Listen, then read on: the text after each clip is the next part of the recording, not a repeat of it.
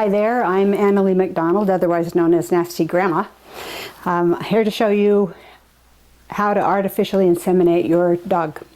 We artificially inseminate for different reasons. One is for health, if we don't want sexual contact between two dogs, or the other is if we're breeding two dogs that their size don't match. Because there's a lot of time that they're just a little bit off, and there's times that we really want to reduce the size of a dog, and so we use a small male with a larger female. We don't ever go the other direction.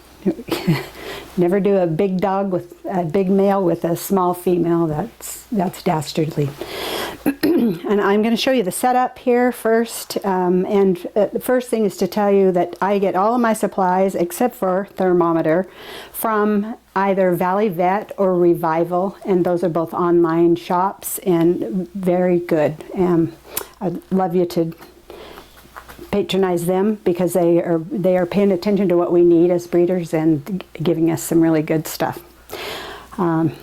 First of all, I have Extender. This is a milk byproduct. It's made with milk product and is very gentle with sperm. It's not a spermicidal and it's not going to kill anything. It's going to give us more medium for the sperm to swim in if you're only collecting a small male and you want to inject the semen into a larger female. This will give the sperm more medium to swim in and increase our success rate.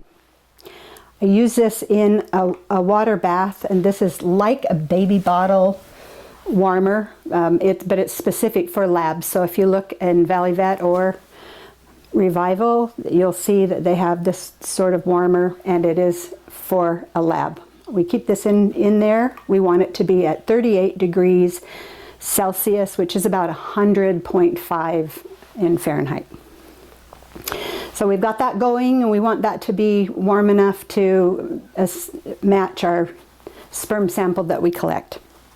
Next, I have rubber gloves. I put those on to protect the female. I have intact skin, so nothing's going to transfer to me, but we don't want to introduce any germs into the female's vagina, so we use gloves for that portion.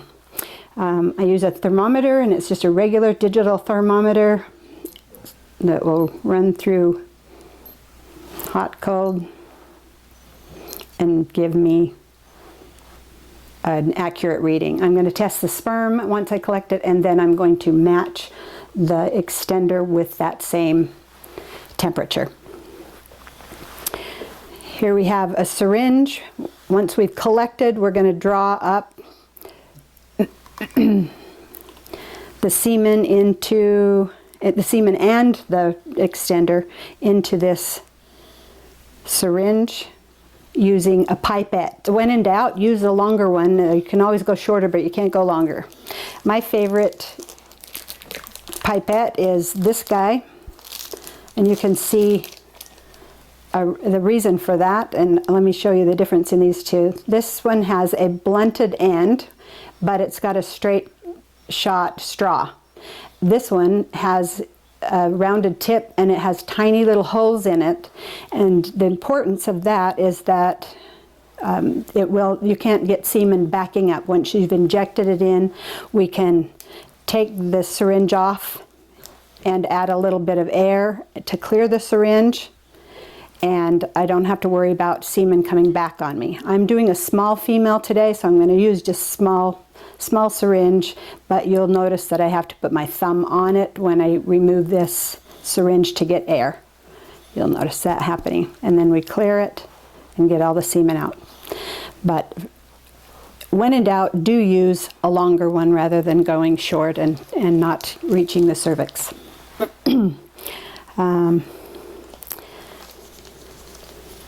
To collect the semen, we're going to use a really pliable collection bag.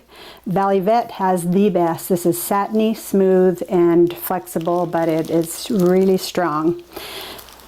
I'm going to roll it down and only give myself, I know that the penis that I'm going to be working with has come about to there, so I'm going to give myself that much space. Put my right hand in, if that's my dominant hand, which it is for me, and I'm going to make a little place for his penis to be in there, and then I can pinch and hold him and assimilate a tight vagina and collect that way.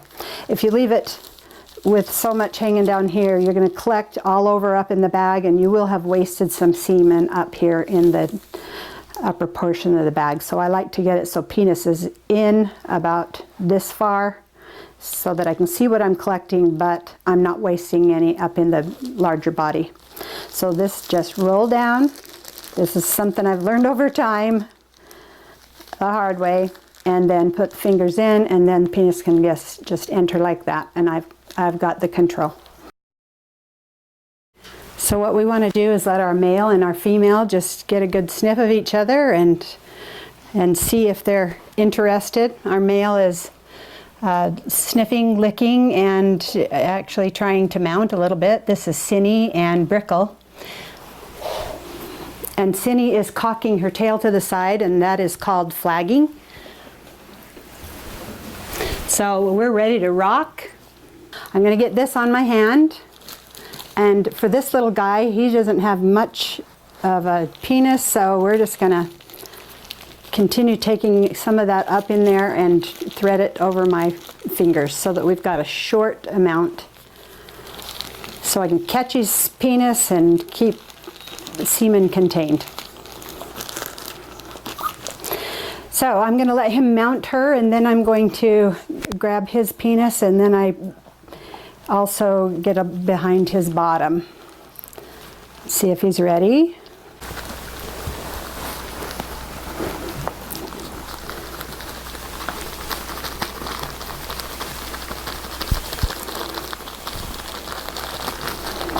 Okay, now he's fully engaged, and all I got to do is hang on. And you can see I've just got my fingers back behind the knot that he makes.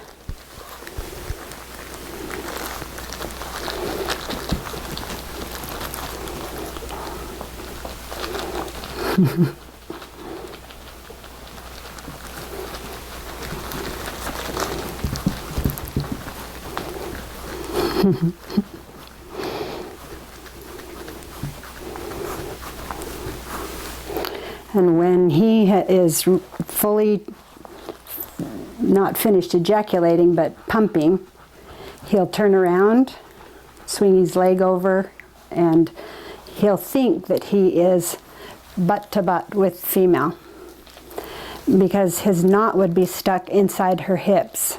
I'll show you what I've got here. I've got his penis and then the knot, and my job is to just keep my hand around the knot to assimilate the female's vagina as she clamps down. It's kind of a natural reflex that she has, and she clamps down on him and just hangs on. So his job is just to pull away a little bit. If they're naturally tied, he would be pulling away a bit, and so would she. This particular stud continues to pump with his body, some do not. And we're going to just collect semen over the next 5-6 minutes until the knot goes down. So as you can see, we're just getting a tiny start there. You can see milky looking. There's a little bit of pre-ejaculation fluid, which is clear, and then ejaculation is milky, and then there's post. So here we are coming to the end of, it's been about 6 minutes, and you notice that we don't have just milky here. We have a little bit of maybe orange tinge. That's a few blood cells. Doesn't hurt a thing. That just means there's some place that he's rubbed himself raw, and a couple of blood cells making their way down to the semen. And I'm just waiting for his knot to diminish, and he's still trying to impress us with what a big wiener he has. For such a little dog. He's only 3 pounds, and that's plenty of goods. So he's kind of bored with the hotel. He wants to lay down. And our girl has started taking a nap too, so you can see nobody's too anxious about this. And he is just almost finished. I can feel just a little bit of a change. And the knot will actually just decrease, and here it goes. I can just feel it changing in size.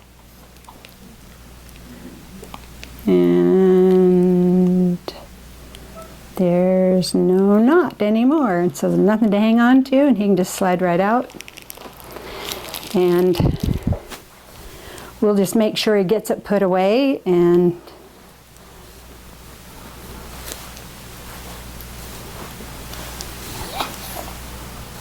and then we're going to put his little belly band on him.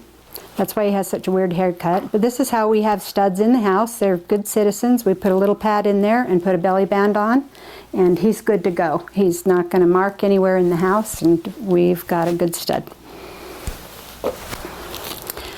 So I'm going to use just a little bit of extender. I would say I have between 2 and 3 mils here.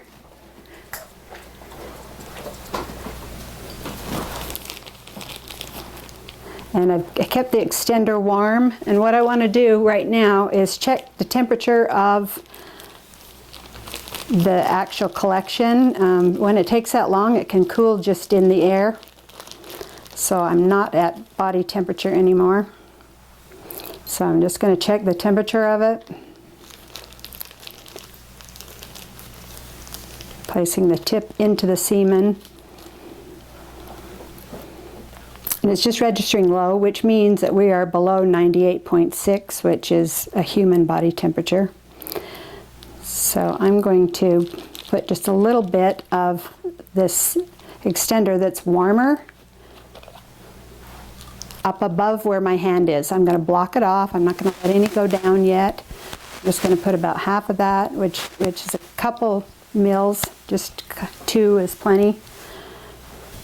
And then I'm going to check its temperature.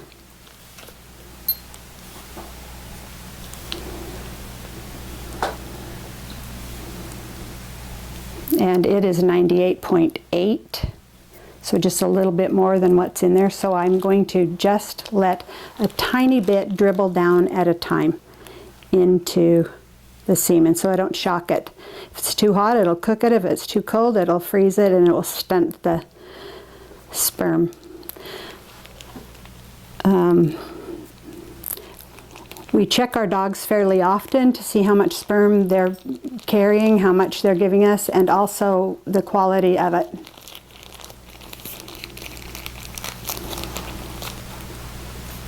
Just see that it's mixed. I'm going to grab the syringe.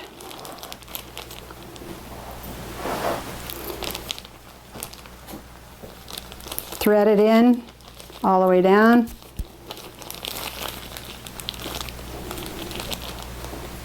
And then I'm going to bring it up just gently.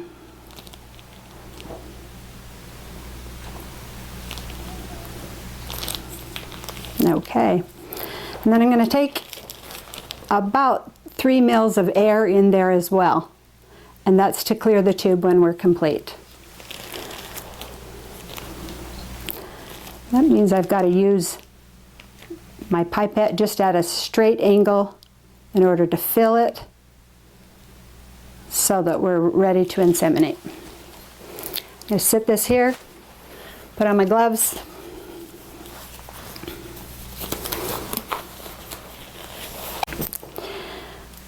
And now we've turned the female around so that we can get this end of her, the business end. We've shaved enough so that we can really see our target here, but I'm going to give her a little bit of KY. And the KY is the same as people would have, only it's cheaper from the vet supply. I'm going to check to see my pathway. First, I'll go up toward the spine, and I can feel that that goes up probably about 1 inch, and then flat, and then down. And I can't do that just with my finger because she's really pretty tight, but that's the directions we're going. And after we've gone up and across and start to go down, we're going to stretch her feet out, which gives us a straighter, flatter target. So she's going to think this is just really strange. I just go really slow, gentle, and I go till I feel some resistance up toward her spine. Then I'm going to go forward. Now I'm going to pull her legs back.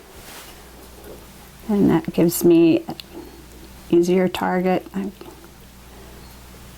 it's about 3.5 inches in. And I'm close to cervix. I know I'm feeling resistance in there. Not pushing hard, just feeling the resistance. And then all the way in.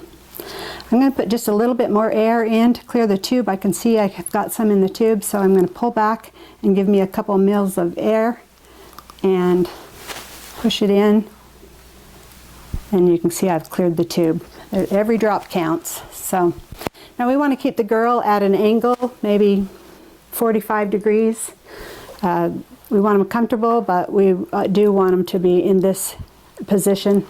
It simulates what they would be like if a male were inside her and ejaculating now. So we give her 10 minutes with her hips up, and then put her little panties on in case she's kind of drippy, and then we've got her. Then we count 63 days, and that's when she's going to have puppies. What? Yeah. We're careful not to let them go pee afterwards. She's got plenty in there. She's dripping a little bit even now. But we don't want them to squat and push it out. So especially sitting is not great. Laying down for a little while is good. So we'll take care of her. We gave her plenty, but we have sperm swimming around in there and going to do their job. It only takes one per egg, and our objective is to inseminate her often enough during her cycle that we hit every egg that she drops. So we usually breed on day 9, 11, 13, or sometimes not till 10, 12, and 14 after the first sign of blood. Thanks for watching. Hope this helps.